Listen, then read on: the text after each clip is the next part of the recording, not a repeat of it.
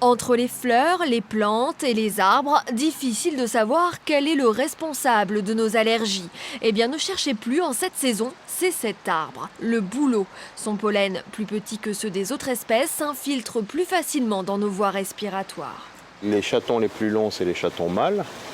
Donc en ce moment, ils sont en fleurs. Eh ben, c'est vrai que si vous les respirez et si vous êtes malade des allergies, eh bien, oui, bien sûr, vous voyez, si je secoue un peu, on va pas être bien ce soir. Voilà. Dans notre région, le pollen de bouleau est très présent, car c'est une variété qui a été massivement plantée il y a 20 ans. On en voit à la campagne comme en ville. Du coup, de plus en plus de personnes y sont allergiques. On attend le pic cette semaine avec l'arrivée du printemps. L'année dernière, donc c'est en bleu, en 2012. Cette année, c'est en rouge. Et là, on est mi-avril et il y a eu un tout petit peu de pollen d'arbre. C'est à peine commencé, mais là, ça va commencer et je pense que ça va beaucoup monter dans les jours à venir. Alors, quelles sont les consignes de vigilance pour s'en protéger ?